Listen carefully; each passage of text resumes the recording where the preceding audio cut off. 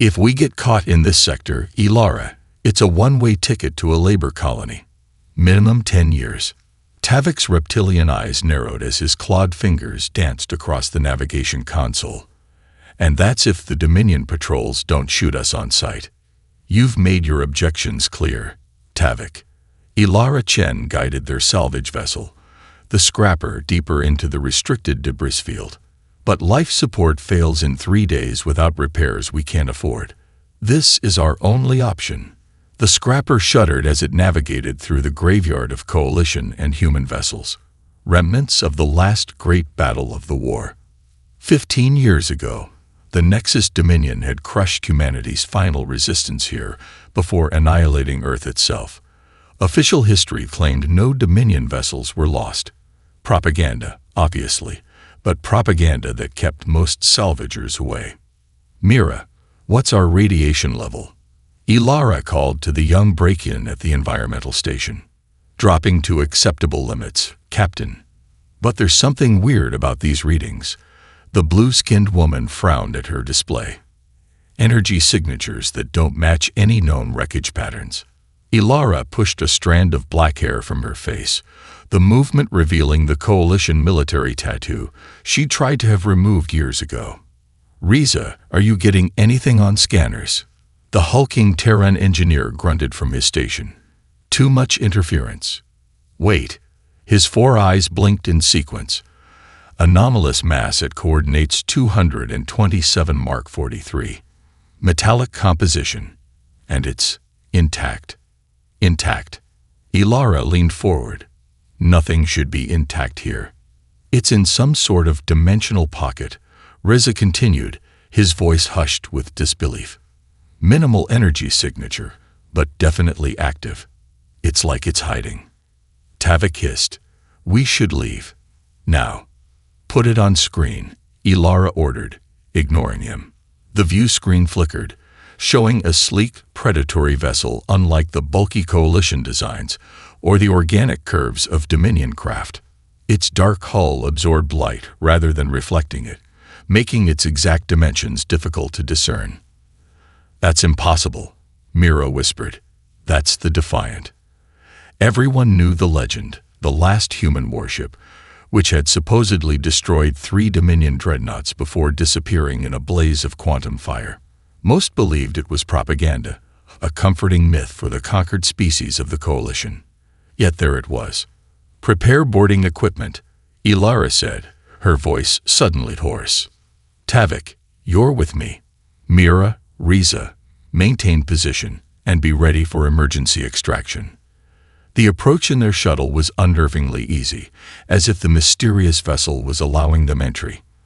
The airlock cycled automatically when they reached the hull, admitting them to a dark corridor where emergency lighting activated at their presence. The atmosphere's being replenished, Tavik noted, checking his equipment. Systems are active. They made their way to what appeared to be a command center. Unlike Coalition vessels with their utilitarian design, this bridge featured elegant lines and interfaces that seemed to anticipate their approach, screens illuminating as they passed. This shouldn't be possible, Ilara murmured, running her hand along the console. Human technology was advanced, but this, a holographic interface, suddenly materialized before her, startling them both. It flickered between various geometric forms before settling on a humanoid shape composed of blue light. Unauthorized presence detected, it stated in a fragmented voice. Identity verification required for access to Atlas interface. Atlas. Ilara stepped forward. Are you the ship's eye? Affirmative. Artificial Tactical Logical Analysis System. Primary functions. Compromised. Memory core. Fragmented. Final protocol. In stasis. Final protocol. Ilara pressed. The preserve must remain until conjunction. The ascendance drive requires. The AI's form distorted. Captain Kaleni's authorization needed for reactivation sequence.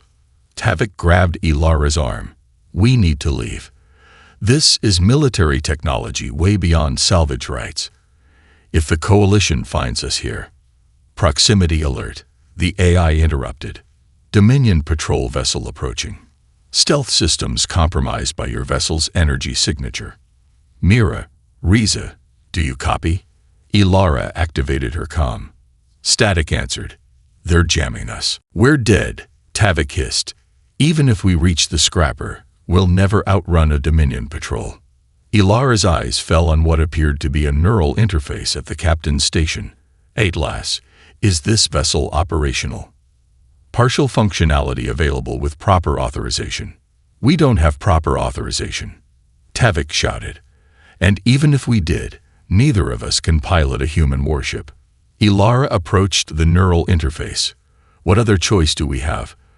We're dead anyway, if we do nothing.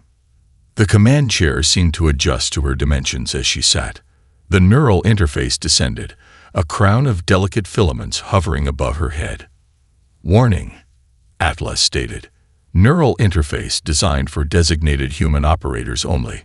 Cross-species interfacing may result in permanent neural damage or death. Ilara, don't. Tavik moved to pull her away, but she had already grasped the interface and brought it down to her head. Pain exploded behind her eyes as microscopic filaments penetrated her scalp, establishing direct connection with her nervous system. Her scream caught in her throat as information flooded her consciousness. Weapon systems, navigation, dimensional drives, and flashes of memory not her own. A man's voice echoed in her mind, reciting sequences and protocols she couldn't understand but somehow executed. Neural pattern recognized as compatible analog to Captain Soren Kalani, Atlas announced, its voice suddenly stronger. Emergency integration protocol initiating. Ilara felt the ship awaken around her, systems coming online as her own consciousness seemed to expand throughout the vessel's networks. She could feel the approaching Dominion patrol as a predatory presence, their weapons powering up. Target locked, she heard herself say in a voice that wasn't entirely her own. Dimensional drive initiating. The Defiant shuddered as energy surged through systems dormant for 15 years. As the Dominion vessel fired, Ilara felt the ship fold around them, space itself bending as they slipped between dimensions. The last thing she heard before unconsciousness claimed her was Atlas's voice, now overlaid with something more human. Final protocol awakened. The ascendance begins. Ilara woke screaming, her body on fire with sensations that weren't her own. She could feel the ship's hull as if it were her skin, sensor arrays extending her perception in all directions simultaneously. The disorientation was overwhelming. Existing in multiple places at once, feeling the cold of space against hull plating, while also feeling the medical bay's cushioned surface beneath her back. She's conscious. Tavik's voice seemed to come from impossibly far away. Heart rate elevated but stabilizing. What did it do to her? That was Mira, her normally steady voice trembling. Ilara tried to focus on their faces, but her vision kept shifting between normal sight and the ship's external cameras. Where are we? Middle of nowhere, Riza rumbled. You took us through some kind of dimensional jump. We're off all known navigation charts. Ilara attempted to sit up, but the movement triggered ship systems. Defensive shields suddenly flared to life. Weapons systems began targeting protocols. Stop, she gasped, forcing herself to remain still until the systems powered down again. I can feel the ship. It's in my head. The interface permanently integrated with your neural pathways. Came a new voice. The AI. Atlas, though it sounded different now, more fluid and emotionally inflected. A holographic figure materialized beside the medical bay bed, still composed of blue light, but now more distinctly humanoid, flickering occasionally between a neutral form and what appeared to be a male human in military uniform. The integration was not meant for non-human neural architecture. The AI continued. Your mind is rebuilding itself using Captain Kalani's neural patterns as a template. Remove it, Tavik demanded. Disconnect her from the system. Attempting to sever the connection would cause catastrophic neural damage. Atlas replied. Her consciousness and the ship's systems have become interdependent. Riza stepped forward, reaching for a panel near Ilara's bed. Maybe if we isolate this section. Don't. Ilara shouted as she felt defensive protocols activate. Energy crackled from the panel, throwing Riza across the room before she could suppress the response. The others backed away, watching her with new fear in their eyes. "I'm sorry," she whispered. "I didn't do that consciously. The ship's combat protocols are integrating with your autonomic responses," Atlas explained. "You will need to establish conscious control."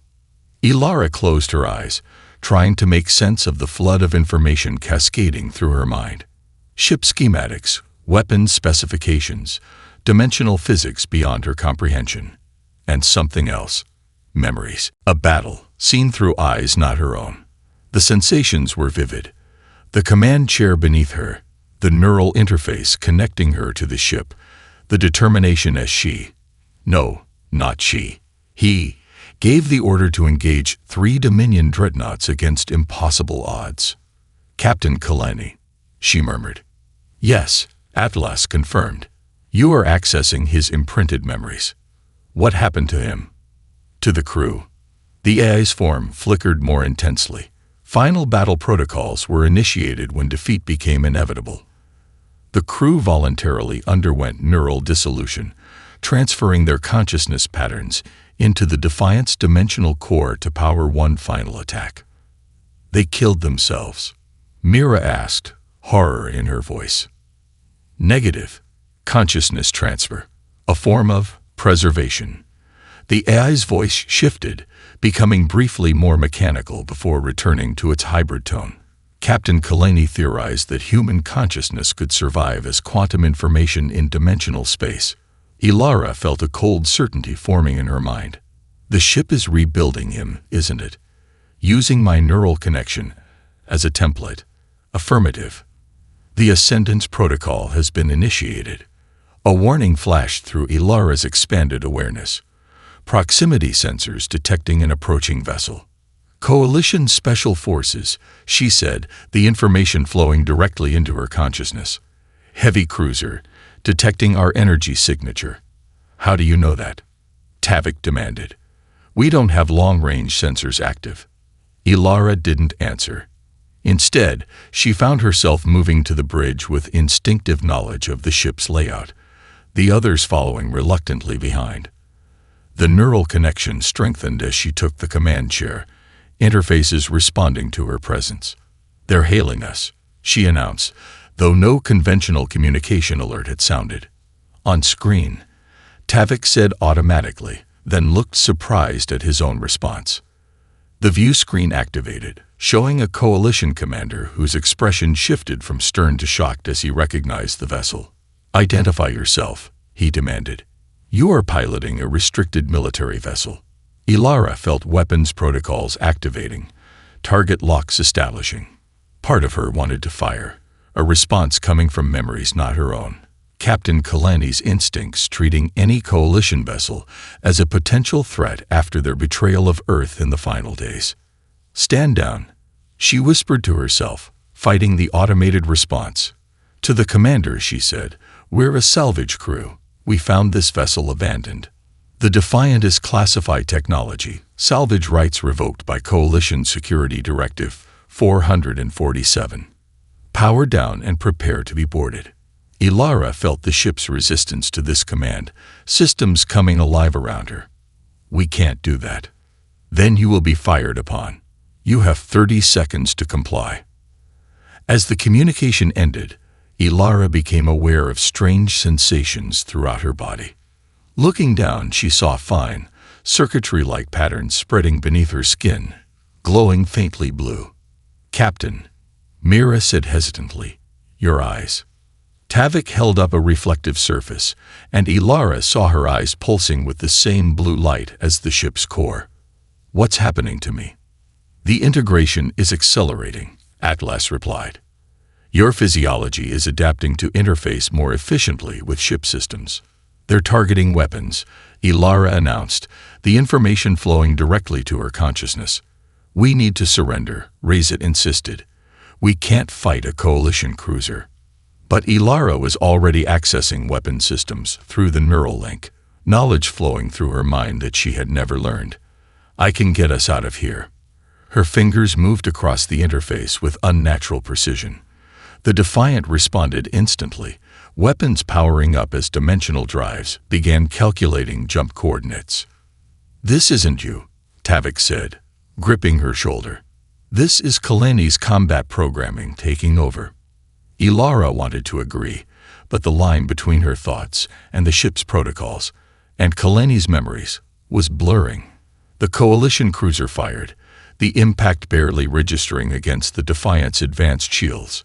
"Return fire, minimal yield," she ordered, surprising herself with the military precision in her voice.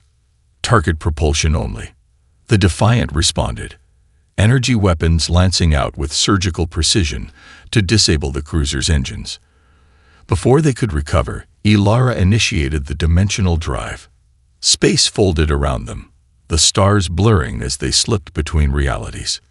Deep within the ship, in a sealed chamber, Ilara could now sense through her expanded awareness, molecular reconstruction pods activated. The dimensional core pulsed with energy as it began harvesting matter to rebuild something from stored quantum patterns, a body to house the consciousness imprinted in the ship's systems. Captain Soren Kalani was coming back, and Ilara wasn't sure how much of herself would remain when he did. 50,000 credits, Mira read from the datapad, her blue skin paling. "Dead or alive. They're hunting us like animals." The crew of the Scrapper, now reluctant passengers aboard the legendary Defiant, had taken refuge in an asteroid field at the edge of Sector 12, a lawless region where Coalition authority existed only in theory. 3 days had passed since their escape from the Coalition cruiser, days filled with growing tension as Ilara's transformation continued. 100,000 for the ship, Riza added, scrolling through the bounty notices. Intact and operational. Tavik's reptilian features remained impassive, but his tail lashed with agitation. "We need allies. Resources. No one helps fugitives with this kind of bounty," Mira countered. "The archivists might," Ilara said, the words coming from memories that weren't her own. She brushed a hand through her hair, revealing more of the circuitry-like patterns that now covered 20% of her body. "The Who?" Riza asked.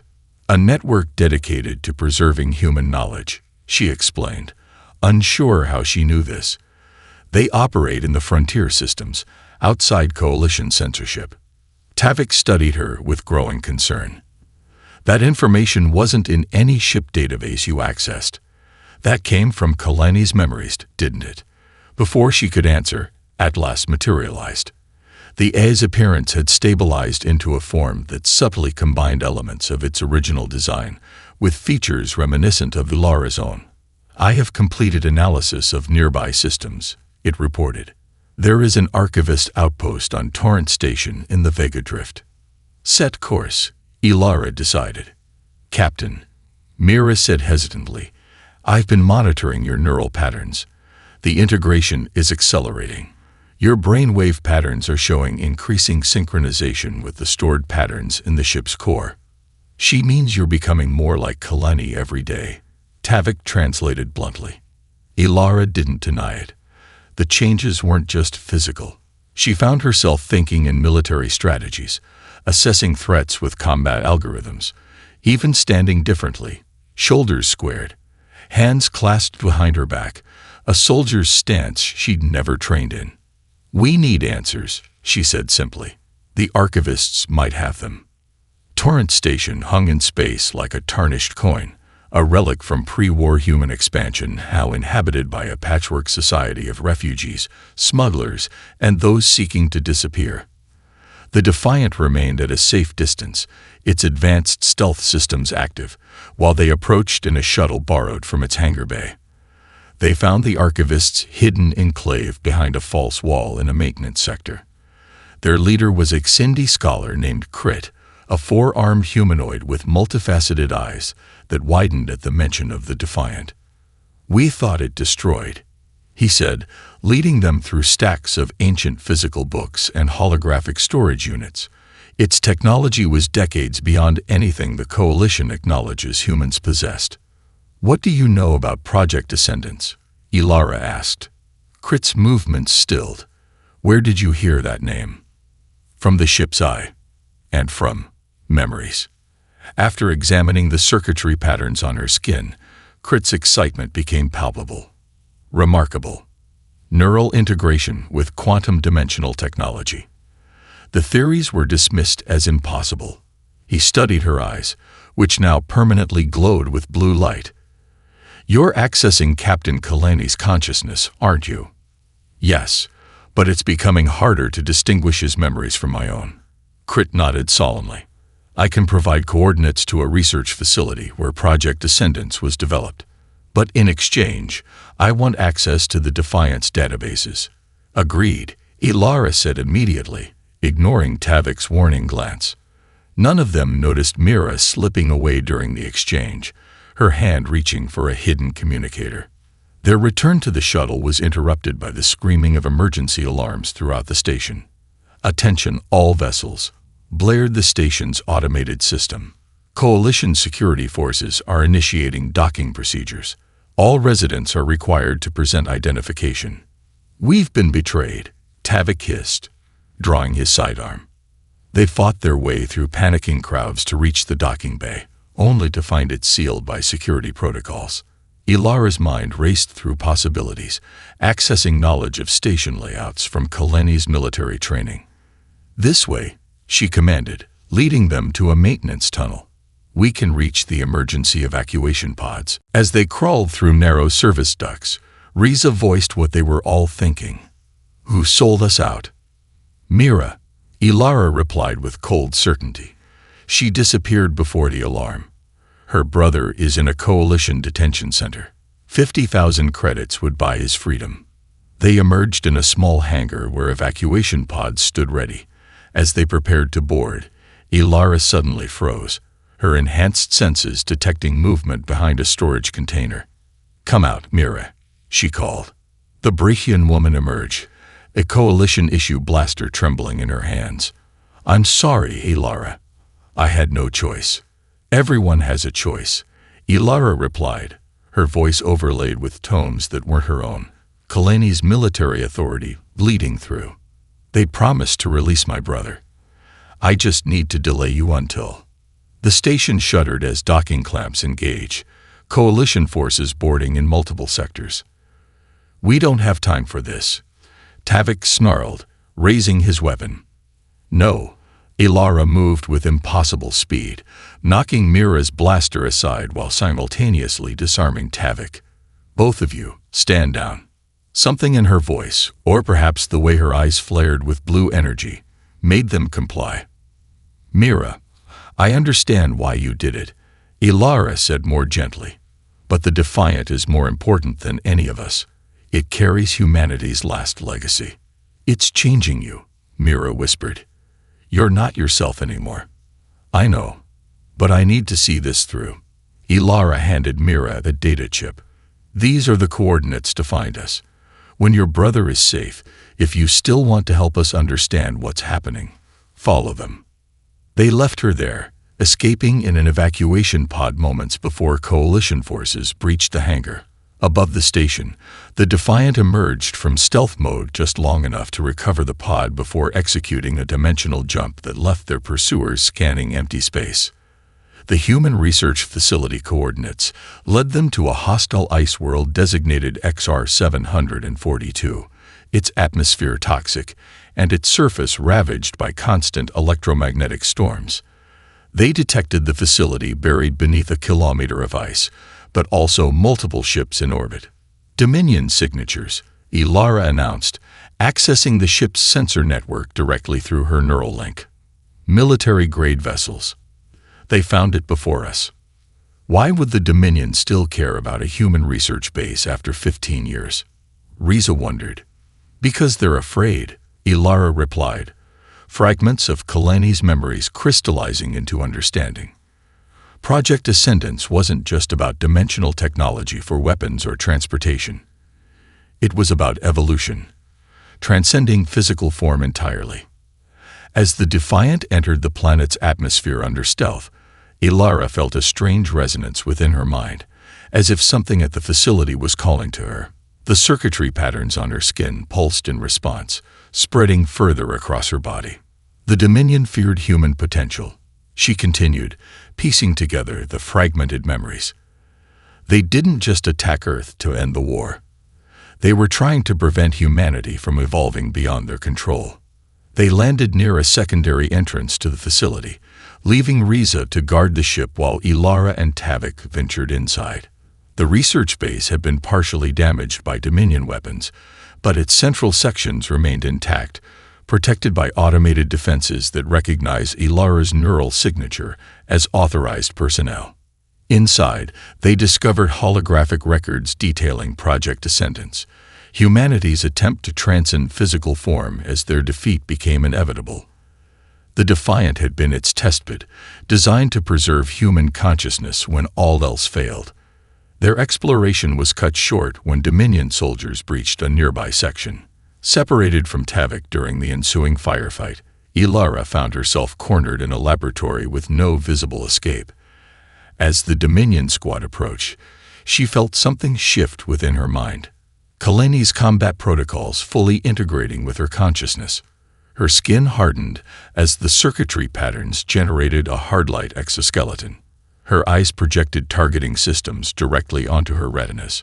When the soldiers rounded the corner, she moved with inhuman precision, her body executing combat maneuvers she had never trained for. The squad never stood a chance. When she reunited with a shaken Tavik at the ship, he stared at her blood-spattered form with undisguised fear. "What are you becoming?" he whispered. Ilara looked down at her hands, the circuitry patterns now covering most of her visible skin. "I'm not sure anymore." As the Defiant lifted off, evading Dominion pursuit through dimensional jumps, Atlas materialized beside her on the bridge. "The integration is nearly complete," the AI announced. "But there is something you must know, Ilara Chen. The dimensional core isn't just rebuilding Captain Kaleni's body from quantum patterns. It's transferring his consciousness from the ship's systems into your mind. If the process completes, you will cease to exist as an independent entity." Her vital signs are critical, Riza shouted, monitoring the medical displays as Ilara convulsed on the examination table. The circuitry patterns beneath her skin pulsed erratically, shifting between her natural complexion and something else. Patches of male skin tone, different in texture and color. "What's happening to her?" Tavik demanded of Atlas, whose holographic form stood nearby, fluctuating between stable and distorted states. "The neural integration is approaching critical threshold," the AI replied. "Captain Kaleni's consciousness is attempting to fully manifest." "You mean he's taking over her body?" Riza's 4 eyes blinked in rapid sequence, a sign of extreme distress in his species. "Negative. The process is more complex. Their neural patterns are attempting to coexist in a single biological framework. The result is unstable." Ilara's back arched as another seizure gripped her. When her eyes opened, they flickered between her normal appearance and an unfamiliar steel-gray color. Her voice, when she spoke, alternated between her own and a deeper male tone. "The reconstruction chamber," she gasped. "It's ready. Activated." Tavik shook his head. "We don't know what that will do." "It will kill me if we don't," she managed, her features momentarily shifting to reveal a partial glimpse of a man's face superimposed over her own. "Please." Riza accessed the ship's internal schematics through the medical bay terminal. There is a sealed chamber connected to the dimensional core, some kind of advanced medical facility. "The Ascendance Protocol requires completion," Ilara said, the male voice growing stronger. "Two consciousnesses cannot share one form." "Take me there," she pleaded in her own voice. They carried her through corridors that seemed to reconfigure themselves around them, the ship responding to her deteriorating condition. The sealed chamber opened automatically at their approach, revealing a room dominated by a transparent pod filled with luminescent fluid. Complex machinery surrounded it, connected directly to the ship's dimensional core, a pulsing sphere of contained energy visible through a shielded viewport. "Put her on the medical platform," Atlas instructed, its holographic form stabilizing as it interfaced directly with the chamber systems. "The reconstruction chamber will attempt to complete the separation process." "Separation?" Tavik repeated. "What exactly does that mean?" "Captain Kalani's consciousness requires a physical vessel. The chamber contains molecular reconstruction technology designed to create a biological body from stored quantum patterns." Riza's massive hands trembled as he placed Ilara on the platform. "And what happens to Ilara when it does?" "Unknown," the AI admitted. This procedure was not designed for a scenario where the host consciousness was still present. As the platform slid into the chamber, Ilara's eyes cleared momentarily. "If I don't survive this," she said to her crew, "get the Defiant to the Coalition border worlds. They need to know what's coming." Before they could ask what she meant, the chamber sealed itself. The dimensional core flared blindingly, energy pouring into the reconstruction pod as it filled with swirling patterns of light and matter. Ilara's form became indistinct within the illuminated fluid, appearing to separate into two distinct silhouettes. The ship's systems strained under the massive power drain, lights dimming throughout the vessel as energy was diverted to the reconstruction process. After several minutes of mounting tension, the chamber's indicators shifted from red to green, and the fluid began to drain. The pod opened with a hydraulic hiss, revealing two figures. Ilara lay unconscious on the platform, her skin now free of the circuitry patterns, but marked with faint, scar-like traces where they had been. Beside her, supported by the chamber's medical armature, was a man, tall, with close-cropped dark hair and features that matched fragmented images from the ship's historical records. Captain Soren Kalani opened his eyes. His movements were initially unsteady, but rapidly gained coordination as neural pathways established themselves. Before anyone could react, he had disabled the medical armature's restraints and launched himself at Riza, neutralizing the larger being with a precisely targeted strike to a neural cluster. Tavik raised his weapon, but Kalani moved with inhuman speed, disarming him and pinning him against the wall in one fluid motion. "Coalition or Dominion?" Kalani demanded, his voice hoarse but commanding. "Neither." Tavik gasped. "Independent salvagers." Kalani's eyes, the same steel gray that had briefly manifested in Ilara, narrowed with suspicion. His grip tightened, then suddenly released as Ilara's voice cut through his combat focus. "Kalani, stop. They're my crew." He turned to see her struggling to sit up on the platform, her movements weak but determined. For a moment, they simply stared at each other. The salvage captain and the resurrected military commander, connected by the consciousness they had briefly shared. "You're in my head," he said quietly. "I can still feel you." "And I can feel you," she replied. "The neural connection is still active." Before they could explore this further, the ship shuddered violently as something struck its shields. "We're under attack," Kalani announced, instantly alert. He moved to a console with instinctive familiarity, accessing tactical displays. "Coalition stealth vessel, heavy armaments." "How can they track us through dimensional space?" Riza asked, recovering from Kalani's attack. "They're using modulated tachyon pulses," Kalani replied. "Advanced tracking technology. Military grade." Another impact rocked the ship. Kalani's hands moved across the interface with practiced precision, initiating countermeasures, taking evasive action. "Wait," Ilara said, reaching out to stop him. As their hands touched, both gasped as information flowed between them through the residual neural link. "I know that tactical pattern." Kalani nodded, receiving the knowledge directly from her mind. "Commander Vax. Coalition intelligence." Instead of continuing evasive maneuvers, Kalani opened a communication channel. The view screen activated to show a severe-looking woman with the distinctive cranial ridges of the Callistan species. "This is Commander Vax of Coalition Special Intelligence," she announced. "Power down and prepare to be boarded." This is Captain Soren Kalani of the Earth Defense Force vessel Defiant. Verification code Sierra. Echo Victor 752. Vax's expression shifted from determination to shock. That's impossible. Kalani died 15 years ago, at the Battle of Proxima. Reports of my death were premature, Commander. Kalani's tone remained steady, but Ilara could feel his underlying tension through their connection. I recognize your tactical approach, 7th Fleet Special Operations Protocol, specifically the maneuvers we developed during the joint exercises at Ta City. Vax's eyes narrowed. Any coalition officer could have accessed those records. Not the variations we developed off-record. Remember the Halo Gambit? You suggested the double feint that we never documented because Admiral Pershing would have considered it too aggressive.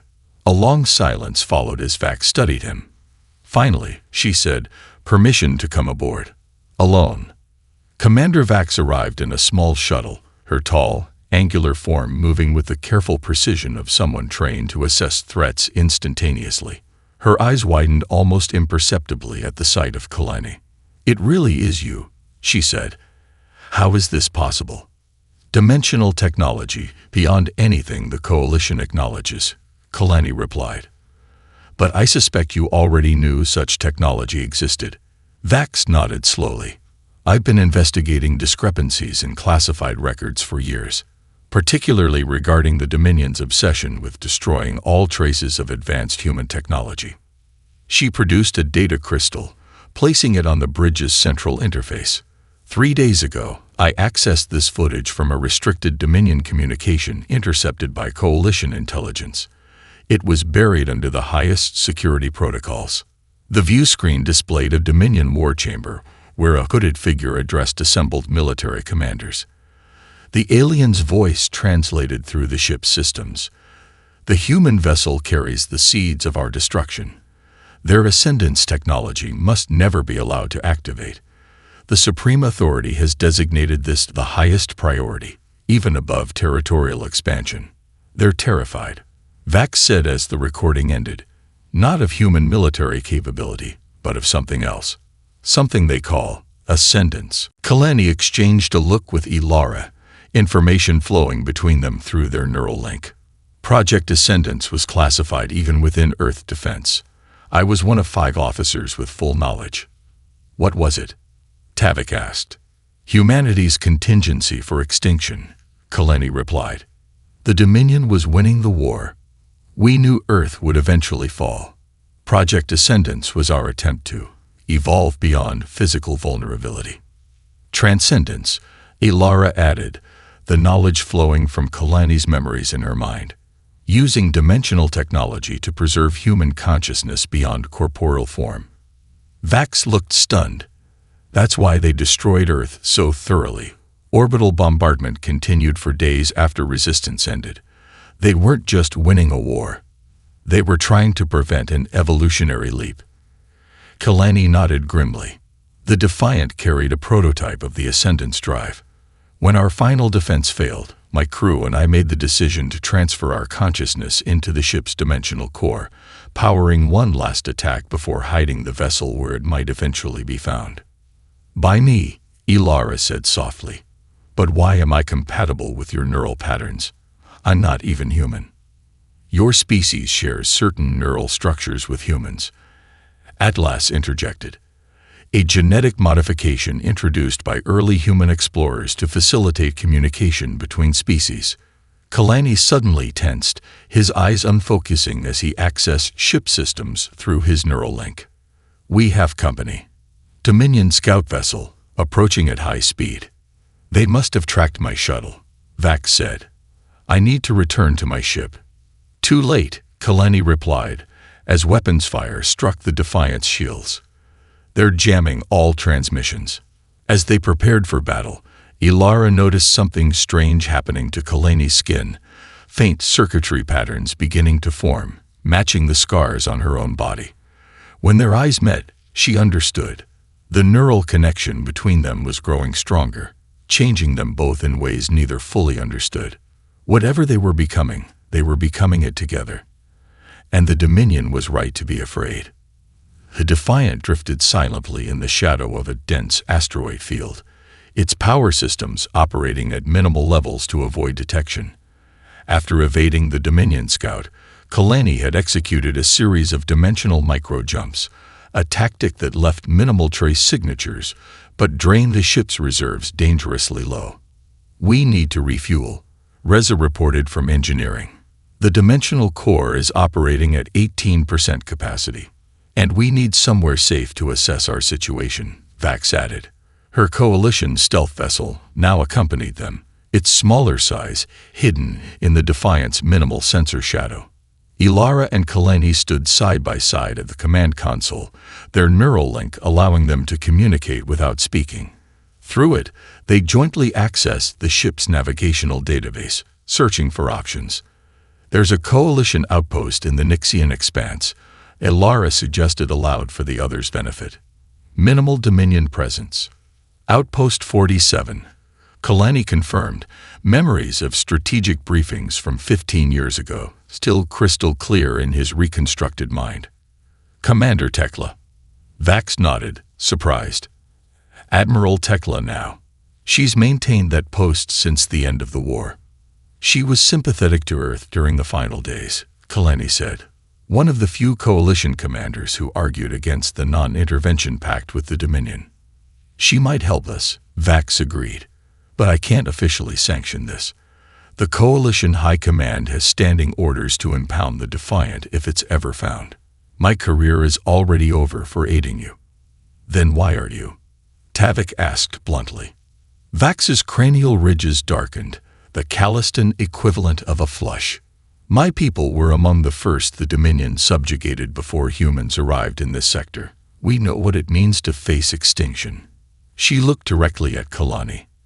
"And I've spent my career studying the classified records of human resistance.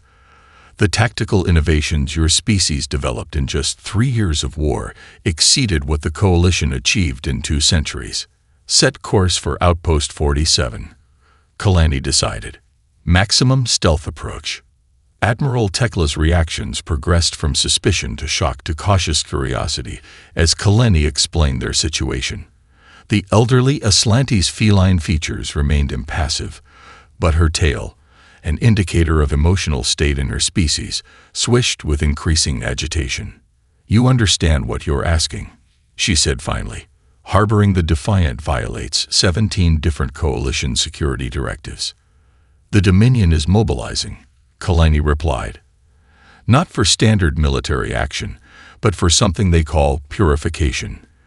They're targeting colonies with human descendants first." Tekla's eyes narrowed. "How do you know this?" "The neural link between Captain Chen and myself allows access to Dominion communications through frequencies the Defiant was designed to intercept." He didn't mention that this capability had only emerged in the past 12 hours, another unexpected development in their evolving condition. "And why should I risk my command on your word?" Vax stepped forward. "Because I verified independently that something unprecedented is happening. Admiral, Dominion fleet movements don't match any known tactical pattern. They're gathering forces near the human heritage worlds in the Outer Rim." Tekla studied them all silently, then sighed. "Very well.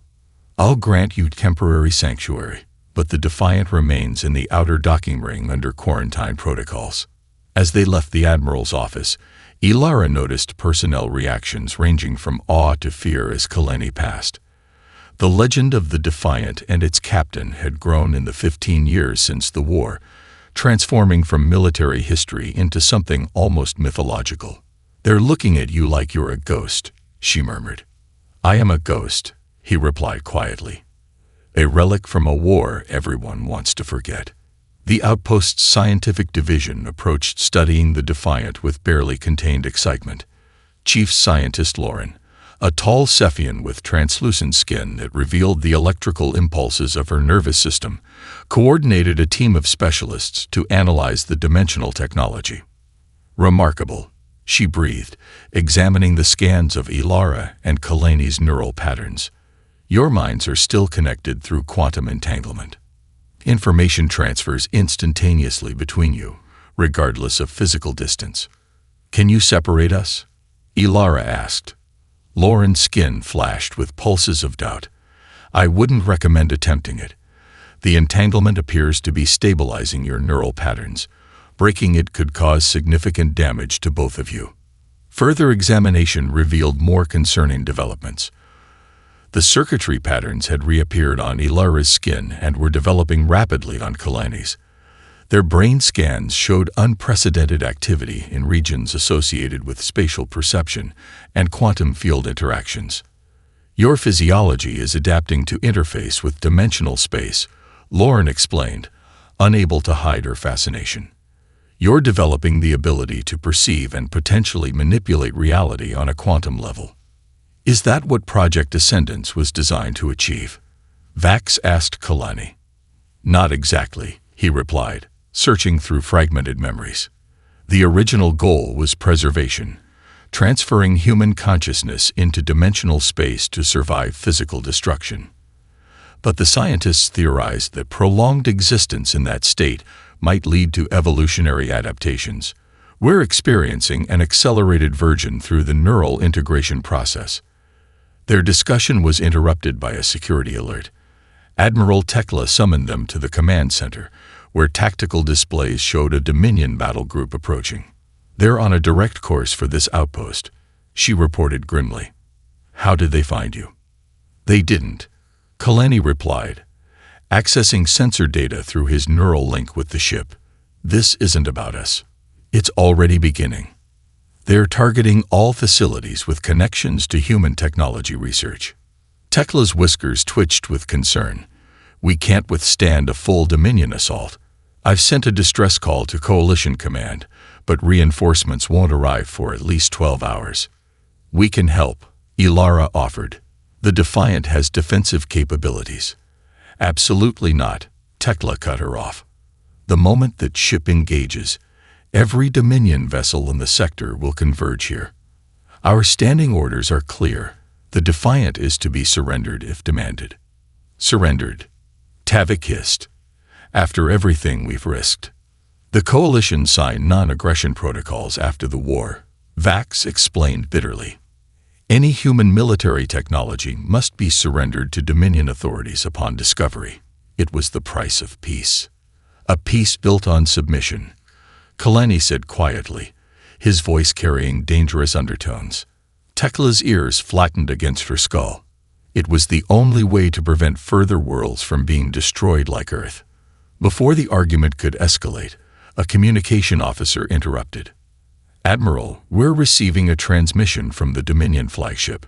They're demanding our immediate surrender and, the officer hesitated, and the transfer of all personnel with human genetic markers for purification evaluation. A heavy silence fell over the command center.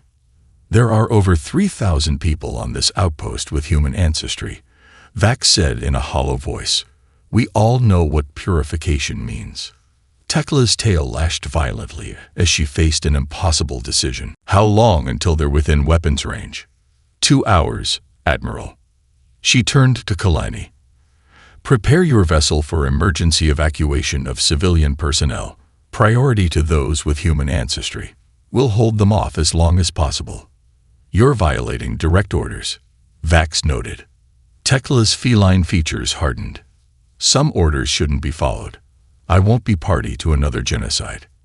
As they prepared the Defiant for evacuation procedures, Ilara and Kalani worked in perfect synchronicity, their shared consciousness allowing them to coordinate complex tasks with minimal communication.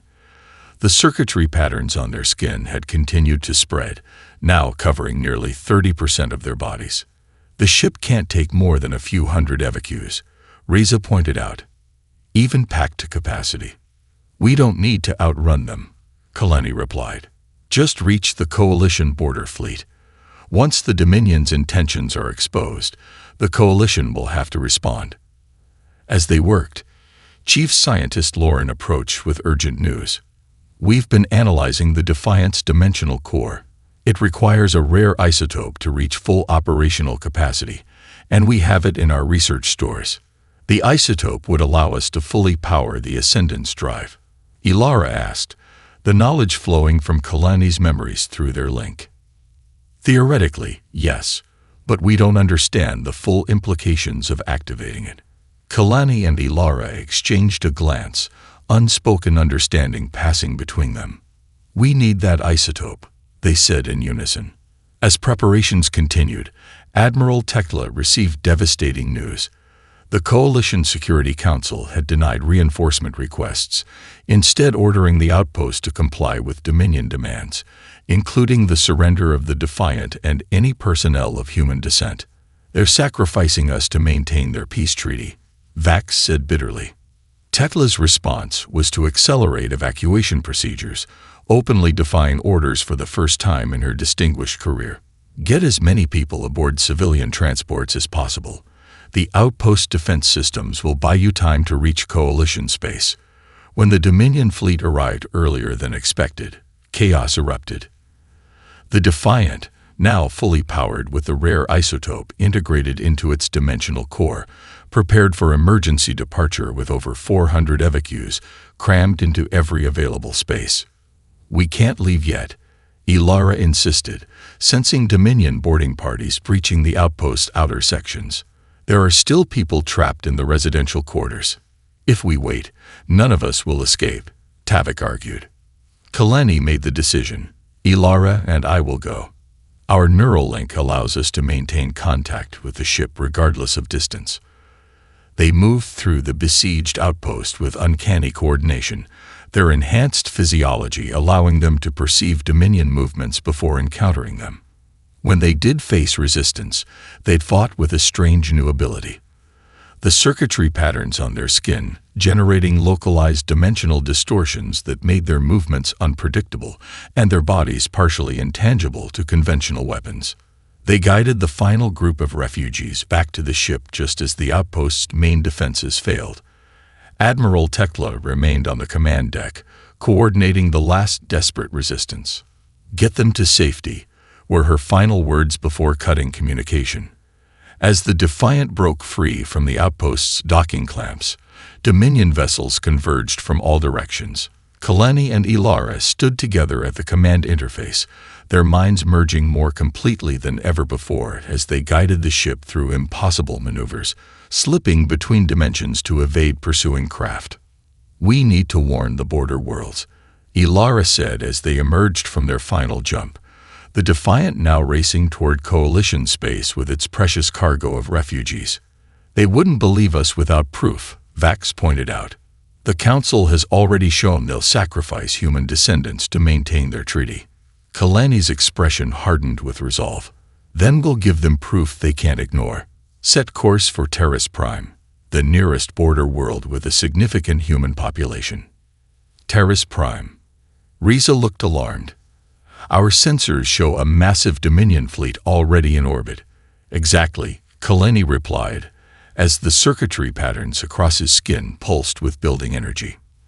"The purification has already begun, and we're going to stop it." Through their neural link, Ilara felt his determination. And something more. The Ascendant's drive, now fully powered, was creating new possibilities neither of them fully understood, but both could sense.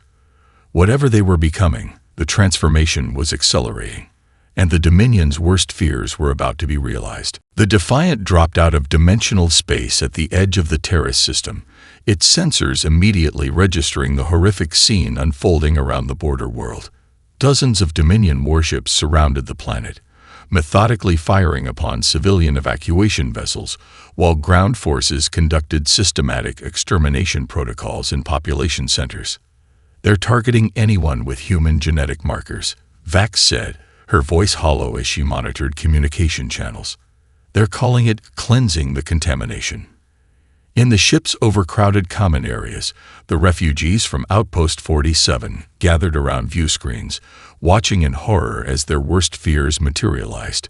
Many had family on Terrace Prime, a world known for its high percentage of human descendants. "Coalition Defense Forces?" Kalani asked, though he already knew the answer through the ship's long-range sensors.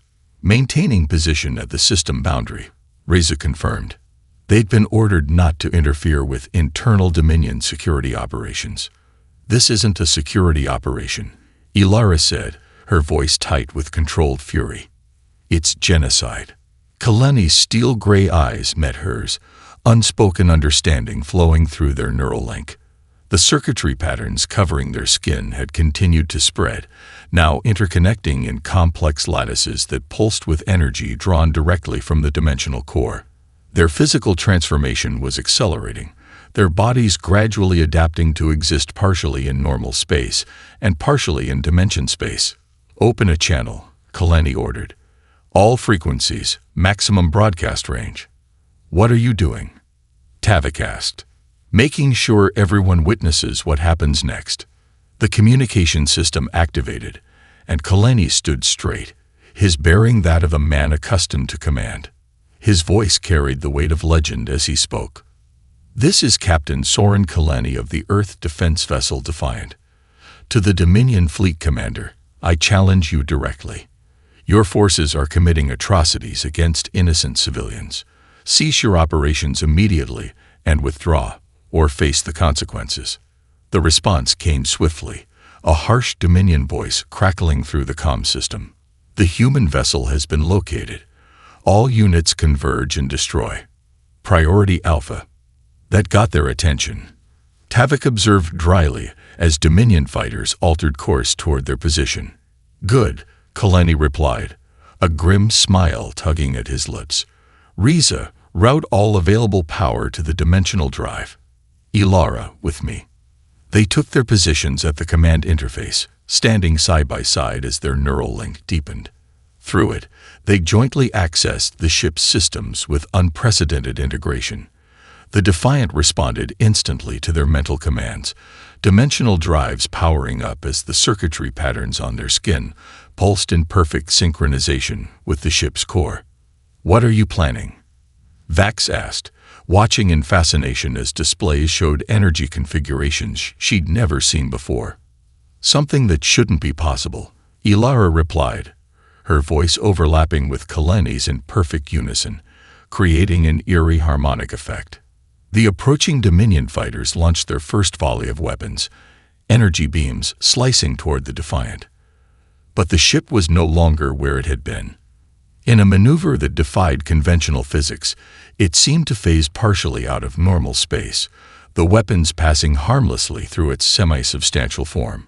Across all communication channels, gasps of astonishment could be heard as the legendary vessel seemed to flicker in and out of reality.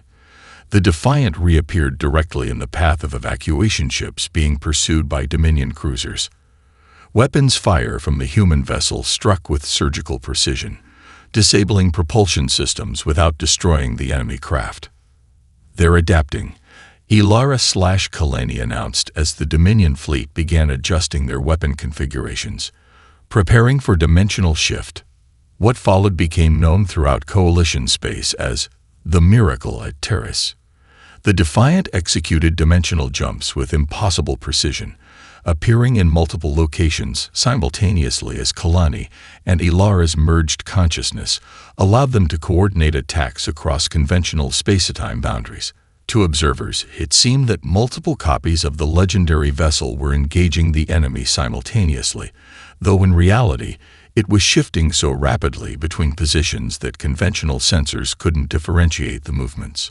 The ship appeared to phase through solid matter, weapons fire passing harmlessly through its hull before it rematerialized to deliver devastating counterattacks. Their defensive evacuation transports drew the attention of Coalition border forces who, witnessing the legendary vessel in action, faced a moral dilemma that transcended orders. "This is Captain Janora of the Coalition Border Defense," came a transmission on a secure channel. "We are experiencing technical difficulties with our command protocols. Moving to assist civilian evacuations." Several Coalition vessels broke formation, engaging Dominion ships that were targeting evacuees. The Defiant's example had broken the paralysis of non-intervention. As the battle intensified, Ilara accessed the Dominion command channel through the ship's advanced communication systems, broadcasting their religious texts about human transcendence alongside footage of her and Kaleni's merged abilities.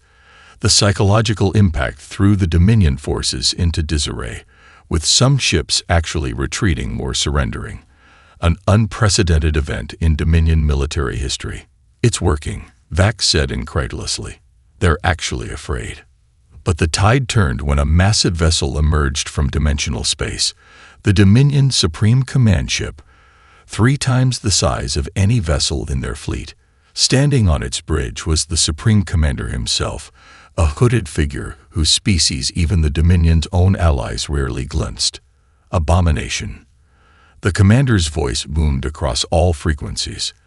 "The prophecy corruption manifests. Deploy the nullifier." From the command ship's central section, a weapon unlike any they had encountered before powered up. A device generating a field that destabilized dimensional energies.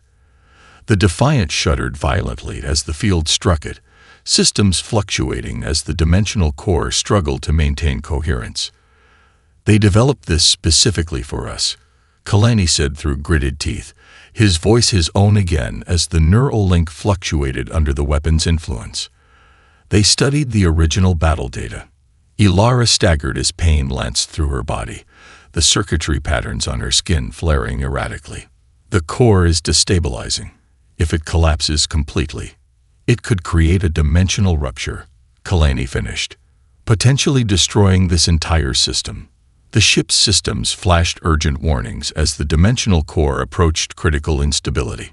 In that moment of crisis, Kalani and Ilara's hands found each other's across the command interface. Where their circuitry patterns touched, energy coursed between them, creating a complete circuit. What happened next defied explanation by conventional science. Their bodies began to merge, not in the grotesque manner of flesh combining, but as energy patterns harmonizing across dimensional boundaries. They became a single hybrid entity of flesh and dimensional energy, luminescent circuitry flowing around and through them like liquid light.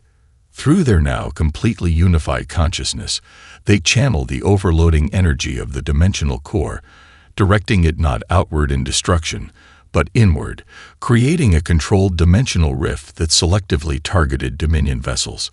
One by one, the enemy ships vanished, not destroyed, but displaced into a pocket dimension from which they would eventually return, hours or days later, far from the battlefield.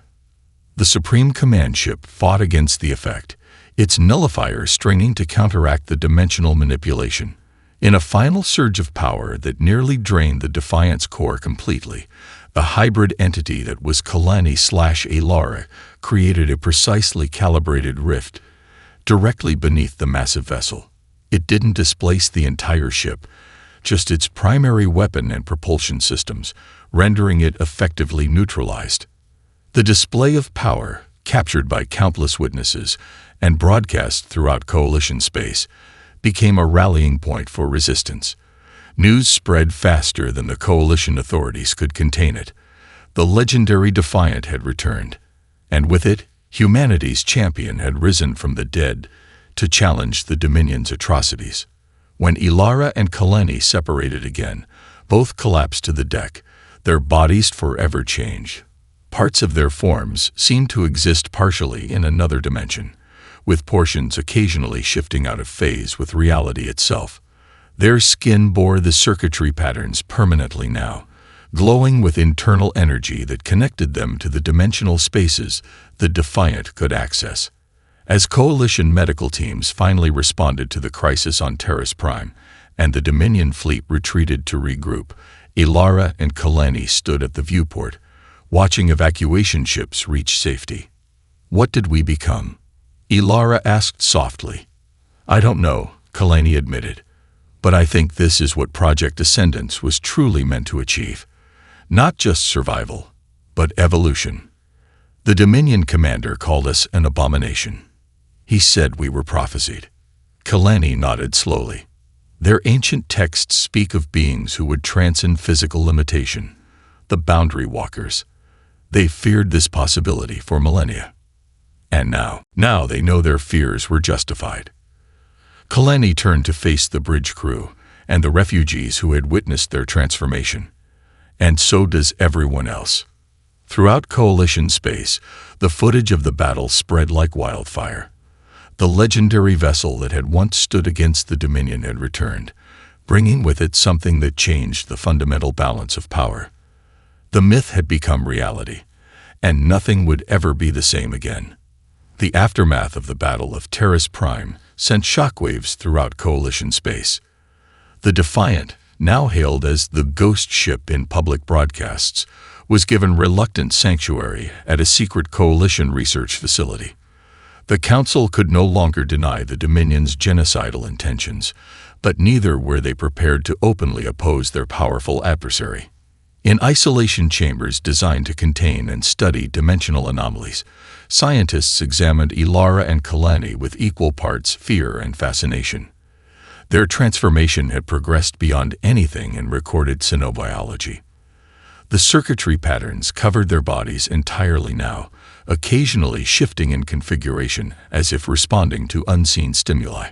More remarkably, portions of their forms would spontaneously phase out of normal space before returning, as if they existed simultaneously in multiple dimensions. "Your quantum signatures are unprecedented," explained Chief Medical Officer Dr. Narration, a quantor whose species specialized in dimensional research. "You perceive reality differently than we do, don't you?" "Yes," Ilara replied simply. It was impossible to fully describe what they experienced, seeing through dimensions, perceiving the quantum probabilities of objects and events, feeling the underlying patterns of reality itself. "Can you control these abilities?" the doctor pressed. Kalani and Ilara exchanged a glance, unspoken communication flowing through their neural link. "We're learning," Kalani answered carefully. The truth was more complex. Their abilities were evolving rapidly, in ways they deliberately concealed from their Coalition hosts. They could now perceive dimensional boundaries with such clarity that manipulating them was becoming intuitive, like learning to flex a new muscle. Meanwhile, the political situation deteriorated rapidly. Coalition worlds with significant human populations reported Dominion fleet movements on their borders. Religious broadcasts from Dominion-controlled space spoke of purification crusades against the corrupted seed of humanity. "They're preparing for full-scale war," Vax reported during a secure meeting in the Defiance Command Center. Though technically a prisoner due to her defection, her expertise had made her invaluable. "The Coalition Council is deadlocked. Half want to appease the Dominion by surrendering all humans and human descendants. The other half finally recognize the existential threat. We don't have time for their deliberations," Tavik argued. "Every day costs more lives." Kalani nodded gravely. The Dominion Supreme Commander was willing to deploy a dimensional nullifier in open battle. That's technology they've kept hidden for decades, reserved for existential threats. "Because that's how they see us," Ilara added. "Not as military opponents, but as an evolutionary challenge to their dominance." During their confinement, Ilara and Kalani had spent hours in meditation, exploring the capabilities of their transformed consciousness. Through their deepened neural link, they had finally gained full access to the Defiant's most heavily encrypted data core, information locked away even from Captain Kalani during the original mission. "It's time to show you what we've discovered," Kalani said to their assembled allies. Using their dimensional perception, they projected a holographic schematic unlike anything the others had seen, intricate patterns of energy and matter interweaving across multiple dimensional planes. "This is the complete design for the Ascendance Drive," Ilara explained. "Not just the prototype version installed on the Defiant, but the full-scale implementation." "What does it do?" Riza asked, his four eyes blinking in sequence as he tried to comprehend the complex engineering. "It's a dimensional gateway technology," Kalani said, "but not just for transportation or weapons. It was designed to allow consciousness to exist independently of physical form while still maintaining connection to the material world." "Evolutionary transcendence," Vax breathed, finally understanding. "That's what the Dominion has feared all along." Kalani nodded. Humanity was on the verge of the next stage of evolution, becoming entities that could exist across dimensional boundaries. The Dominion didn't just attack Earth to win a war. They were trying to prevent this ascension. But they failed. Ilara continued. The final transmission from Earth's last research facility indicates they activated a planetary-scale version of the Ascendance Drive as Dominion weapons bombarded the surface. The implications stunned their allies into silence. Finally, Tavik spoke. "Are you saying humanity didn't go extinct?"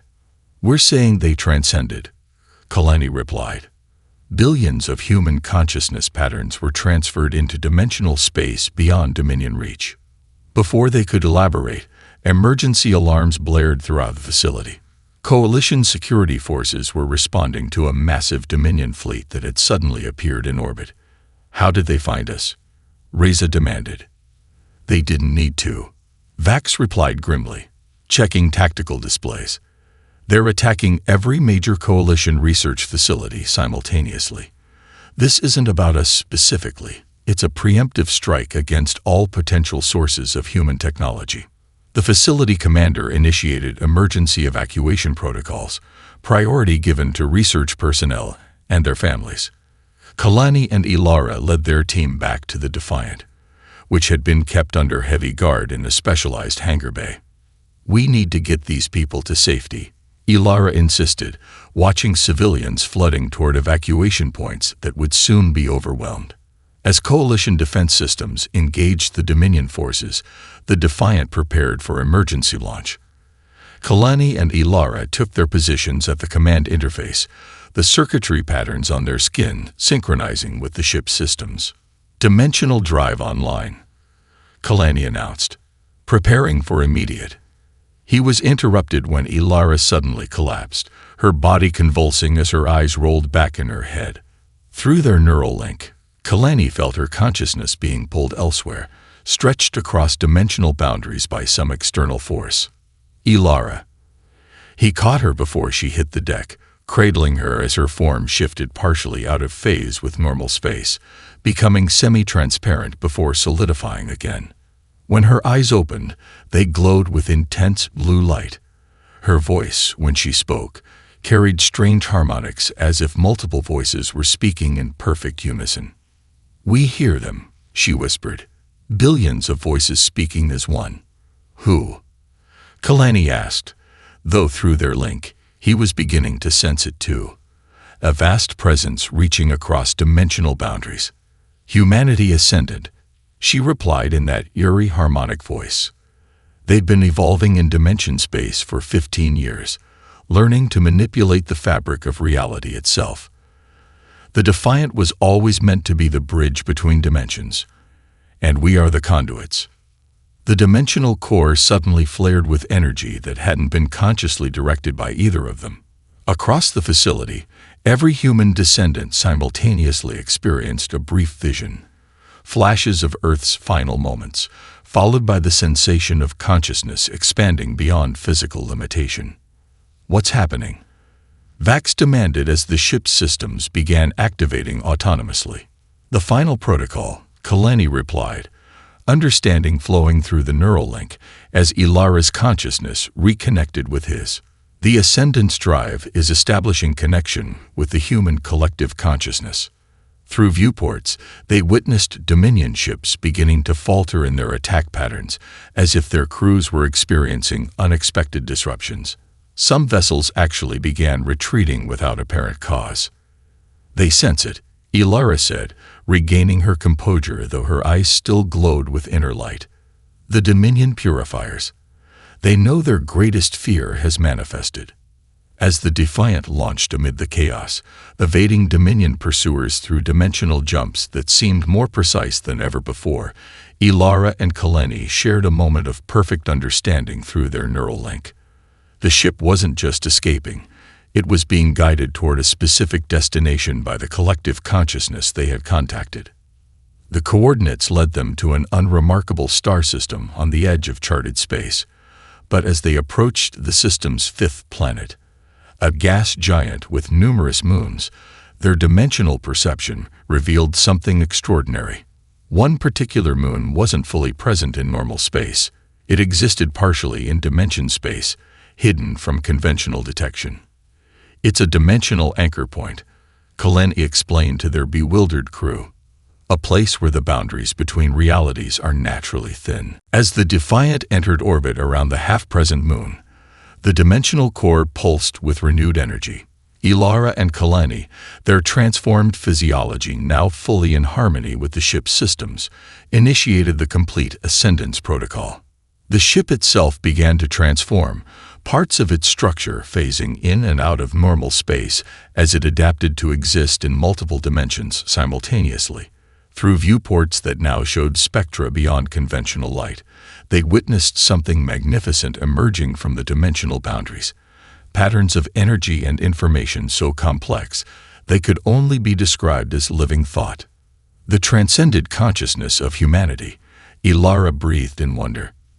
Through their neural link, they received understanding directly from the collective. Humanity hadn't simply escaped destruction. They had evolved into a new form of existence, one unbound by physical limitations, yet still connected to the material universe. For 15 years, they had been learning, growing, and waiting for the bridge that would allow them to interact with normal space again. That bridge was the Defiant, and its conduits were Ilara and Kalani, hybrid beings who existed in both realms simultaneously. The collective consciousness shared urgent knowledge. The Dominion Supreme Council had initiated their ultimate contingency, targeting all worlds with human populations for immediate purification. The annihilation had already begun on frontier worlds, with coalition space next in line. "We have to stop them," Tavik said, his normally cynical demeanor replaced by determination. "We will," Kaleni replied, a plan forming in his mind and flowing through the neural link to Ilara. But not alone. Through their connection to the transcended human consciousness, they learned how to modify the ascendance drive from a single point of contact to a network of dimensional gateways. The Defiant would become not just a bridge but a conduit through which the power of the collective could manifest throughout normal space. As they prepared to execute this plan, long-range sensors detected a massive Dominion armada approaching the Coalition capital world. Hundreds of ships, including the Supreme Command vessel itself. The final purification crusade had begun. "They're going all in," Vax said grimly. "If the capital falls, the entire coalition will fracture." Ilara and Kalani stood together at the command interface, their partially transcended forms glowing with energy, drawn from both the dimensional core and the vast consciousness beyond. Through their neural link, they shared a single thought that encompassed both determination and wonder. They were about to transform everything, just as the legends had always promised. The Coalition capital world of Nexus Prime had never witnessed such a terrifying sight. The entire sky darkened by Dominion warships, their sleek, organic hulls arranged in ritual patterns that served both tactical and religious purposes. At the formation's center loomed the Supreme Command vessel, 10 times larger than any previously documented Dominion craft. Its hull rippled with energy patterns that distorted surrounding space, as if reality itself recoiled from its presence. On the planet's surface, panic spread through the mixed species population as the Dominion's intentions became clear. Public broadcasts featured the Supreme Commander himself, the Purifier Prophet, his hooded form revealing just enough of his features to show his species' resemblance to ancient reptiles. "The time of cleansing has come," he intoned, his voice carrying religious fervor. "The human corruption spreads through all it touches. Today we purify this taint from existence, as foretold in the first scriptures. Those who harbor human descendants will share their fate." The Coalition Council, paralyzed by the overwhelming display of force, had ordered civilian evacuations but made no move to resist militarily. Their defense fleet maintained position but held fire, hoping negotiation might still prevent planetary bombardment. "Surrender all beings with human genetic markers," the Purifier Prophet demanded. "Comply within one planetary rotation, or face purification by fire." It was into this desperate scenario that the Defiant emerged from dimensional space, its appearance transformed from when it had last been seen. Parts of its hull phased in and out of conventional reality, energy patterns flowing across its surface in configurations that matched those on Ilara and Kalani's skin. It no longer resembled a vessel of metal and technology, but something alive and aware, existing simultaneously in multiple states of reality. The abomination returns. The prophet's voice boomed across all communication channels. As foretold, the Boundary Walkers manifest to challenge the divine order. Aboard the Coalition defense flagship, Admiral Soren watched in disbelief as sensor readings tried and failed to categorize what the Defiant had become. "What is that thing?" he demanded of his science officer. "Sir, it's broadcasting on all frequencies, audio and visual. On screen," the Admiral ordered. Throughout the Coalition fleet, on Nexus Prime's surface, and even aboard Dominion vessels, view screens activated to show Kalani and Ilara standing side by side on the Defiance bridge. Their transformation had completed, their bodies now composed of what appeared to be living energy, contained within a lattice of dimensional circuitry, their forms shifting between solid and translucent as they moved partially in and out of phase with normal space. "This is Captain Soren Kalani and Captain Ilara Chen of the Earth vessel Defiant." They spoke in perfect unison, their voices harmonizing in ways that stirred deep emotional responses in all who heard them. "We address all beings of the Coalition and the Dominion. What you witness today is not the end of civilization, but its evolution." The Dominion Supreme Command vessel responded immediately, firing its dimensional nullifier weapon, the beam that had nearly destroyed the Defiant at Terrace Prime. But this time, the energy simply flowed through and around the transformed vessel, absorbed and redirected harmlessly into dimensional space. "Your weapons cannot harm what exists between realities," Kalani/Ilara continued. "The path you fear has already been walked. Humanity did not perish when Earth fell. We transcended. And now, we return." At these words, thousands of dimensional rifts opened across the battlefield, swirling portals of luminescent energy connecting normal space to the realm where human consciousness had evolved for 15 years. Through each rift extended tendrils of awareness, making contact with Coalition vessels. As each connection established, the affected ships underwent subtle transformations, energy patterns resembling those on the Defiant spreading across their hulls, granting them the same dimensional phasing abilities. "All Dominion vessels, open fire," the Prophet commanded, his voice betraying panic for the first time. "Destroy them all." The Dominion fleet obeyed, unleashing their full arsenal against both the Defiant and the Coalition ships. But their weapons passed harmlessly through targets that now existed partially out of phase with normal space. In response, the transformed Coalition vessels engaged with perfect coordination, their systems enhanced by contact with the transcended consciousness, striking with precision that disabled rather than destroyed their opponents. On the Defiance bridge, Kalani and Ilara had moved beyond individual identity, their merged consciousness serving as the focal point of connection between dimensions.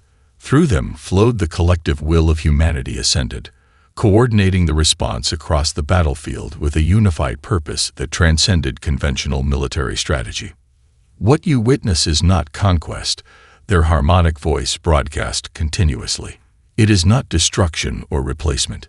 It is the next step in cooperative existence, consciousness beyond physical limitation, yet still engaged with the material universe." The Dominion fleet began to fracture, some vessels retreating while others fought with increasing desperation. The Supreme Command ship pushed forward, deploying ever more powerful weapons, including a planet-killer device capable of reducing worlds to asteroid fields. "If we cannot purify, we will sterilize," the Prophet raved. "Better oblivion than corruption." The Defiant moved to intercept, accelerating to impossible speeds as it phased between dimensions. As the planet-killer weapon prepared to fire, the transformed vessel executed its final protocol. It phased directly into the Supreme Command ship's core, bypassing all defenses by temporarily existing outside normal space before rematerializing within.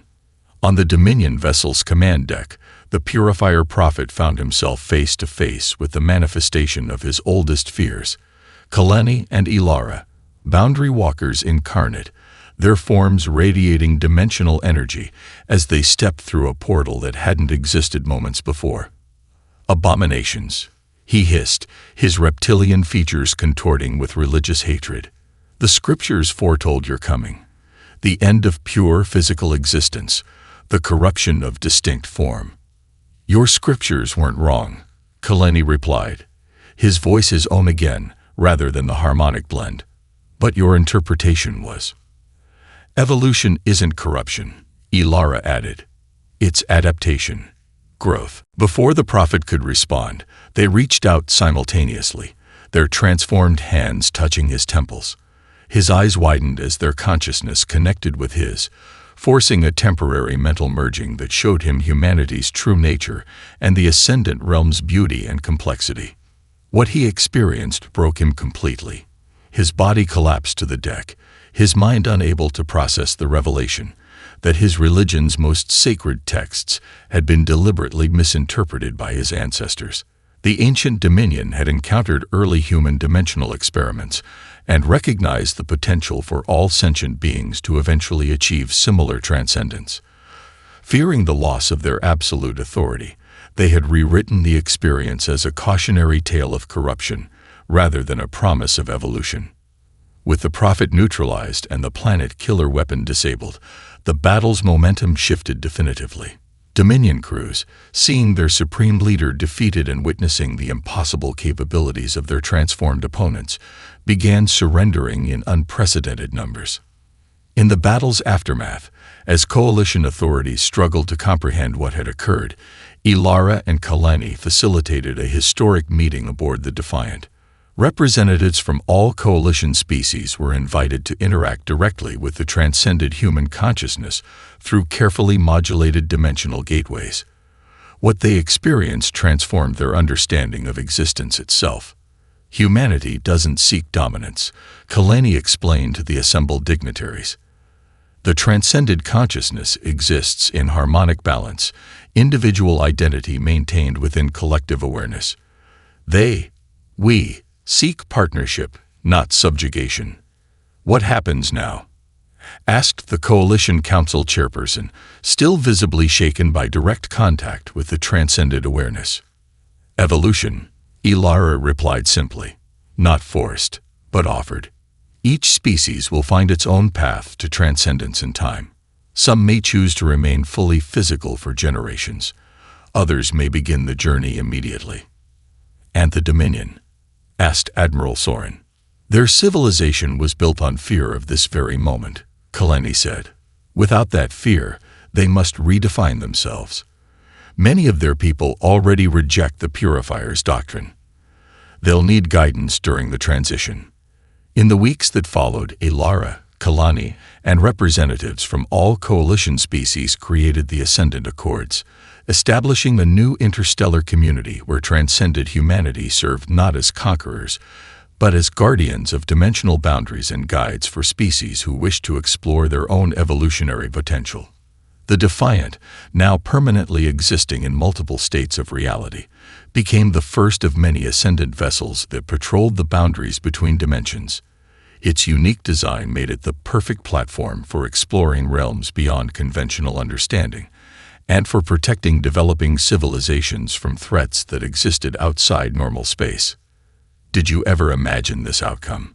Ilara asked Kalani as they stood on the Defiant's observation deck, watching the construction of the first dimensional Harmony Station, a massive structure designed to facilitate communication between transcended consciousness and physical beings. Kalani shook his head, the energy patterns of his transformed body shifting with the motion.